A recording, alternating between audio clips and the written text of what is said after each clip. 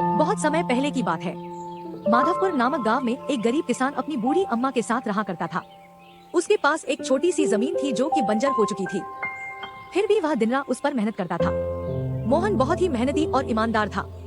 वह एक आत्मविश्वास से भरा हुआ व्यक्ति था जिसे ना हालातों से डर लगता था ना ही लोगों की बातों से। हर दिन सूरज उगने से पहले ही वह उसी आत्मविश्वास के साथ उठता और अपने खेत की ओर बढ़ता जहाँ सिर्फ बंजर जमीन थी, लेकिन उसके सपनों की हरियाली छिपी हुई थी। उसे यकीन था कि एक दिन उसकी मिट्टी उसे जरूर जवाब देगी, सोने जैसी फसल बनकर। ओ बेटा मोहन, तेरे लिए मैंने जमींदार से बात कर ली है। वो तुझे अपने पास काम पर रख लेंगे। तू भी जाकर उनसे एक बार बात कर ले बेटा। अब हमारे बस की बात नहीं रही। कम से कम वहां रहकर तू अपना गुजारा तो कर पाएगा। मुझे तेरा बहुत ख्याल है मोहन, इसलिए यह कदम उठाया।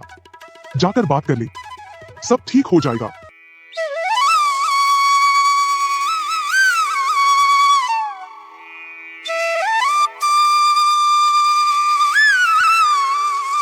क्या अम्मा, तुमने क्यों बात की वहाँ?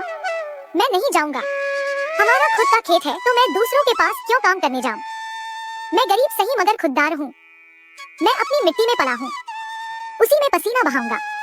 चाहे जितनी भी मुश्किल हो अम्मा, मैं अपनी ही जमीन पर मेहनत करूंगा, किसी और की नौकरी नहीं करूंगा। अरे मोहन, उस बंजर जमीन में क्या उगाएगा तू? वो जमीन अब बिल्कुल बेकार हो गई है बेटा। ना उसमें नमी बची है ना जान। तू अपनी जिंदगी यूं ही जाया कर देगा।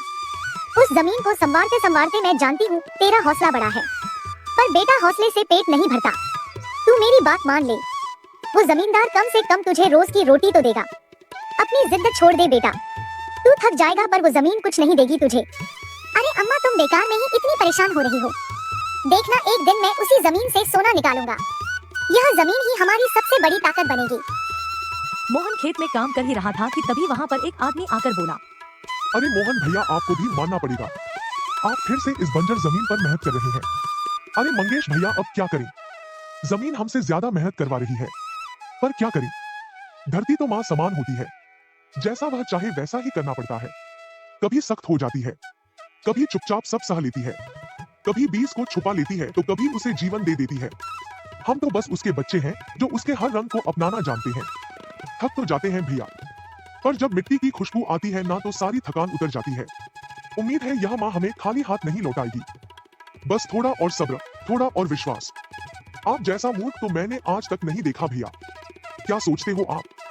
दुनिया कहां से कहां पहुंच गई और आप अब भी उसी बंजर जमीन से उम्मीद लगाए बैठे हैं। मोहन के पास उस आदमी की बातों का कोई जवाब नहीं था। वह वहाँ से अपने घर चला जाता है।